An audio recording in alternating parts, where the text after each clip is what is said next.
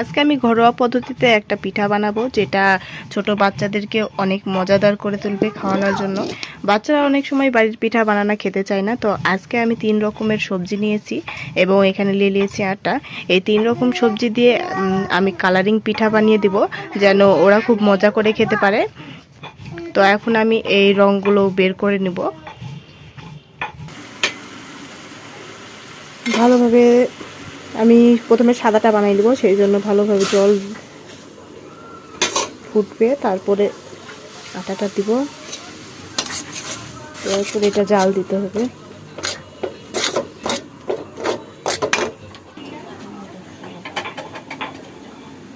এই প্রথমে তো সাদাটা বানালাম, এবার আমি সবুজ কালারটা দিয়ে দেবো জলের মধ্যে। এখন ফুটে গেলে তারপরে আমি আটাটা দিয়ে মাখবো। যেহেতু এটা অরিজিনাল পালং শাক দিয়ে কালার করেছি আমি, তাই একটু ভালোভাবে ফুটাই নিব যেন গন্ধটা না করে।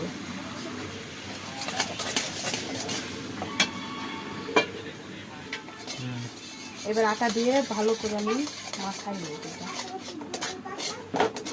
বন্ধ করে দে। এইবার আমি দিয়েছি সেই বিটের কালারটা।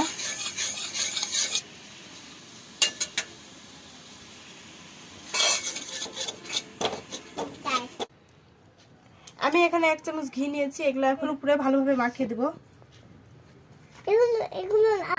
সবুজটা নিয়ে বাবা, আমি সবগুলো ভালোভাবে তোমাদের জন্য চুষি পিঠা বানাবো।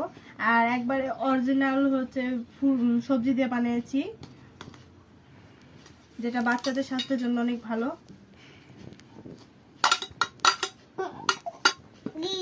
আর এখানে আমার 3টা বসে সবাই চুষি পিঠা খাবে, তাই না? তবে কার কোন কালারটা পছন্দ হয়েছে? তো চলো আমরা বানিয়ে নিই সবগুলো। হ্যাঁ, হাতটা ছাড়া।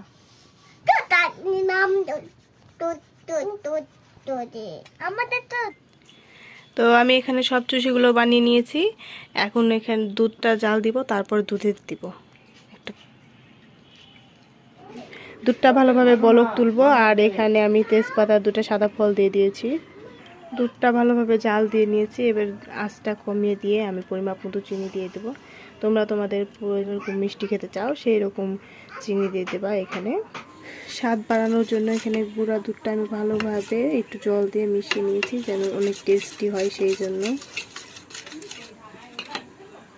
এইবার আমি এটা একটু ফুটলে দিয়ে দেবো এর মধ্যে। আমার রান্না ডান। আর দেখো কোনোটা ভেঙে যায়নি বা একটা সাথে আরেকটা লেগে যায়নি, ঘি দিয়ে দিয়েছিলাম ময়াম তাই। আর এখন এটা একটু আঠা আঠা হয়ে গেলে আমি নামাই দিব। রান্না অলমোস্ট হয়ে গেছে। এই দেখো, এইটার ঘনত্ব ঠিক এরকমটা হয়েছে। আর এটা কিন্তু দেখতে অনেকটাই সুন্দর লাগছে। আর আমার বাচ্চারা দেখে অনেক পছন্দও করেছে, খেতে অনেক পছন্দও করেছে এই পিঠাটা। চুষি পিঠা কালারিং কালারিং।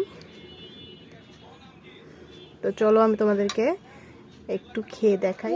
তো ঠান্ডা হয়ে যাওয়ার পরে তো কালারগুলো একবারে বোঝা যাচ্ছে না এখানে কয়টা কালার আছে। তো হলুদটা খালি একটু বোঝা যাচ্ছে।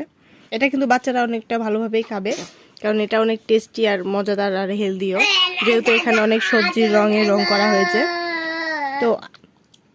তো আজকে যদি এই রেসিপিটা তোমাদের ভালো লেগে থাকে তাহলে আমার চ্যানেলটা সাবস্ক্রাইব করে দিও, আর আমার ভিডিওটাতে একটা লাইক করে দিও। তো দেখা হচ্ছে নেক্সট ভিডিওতে।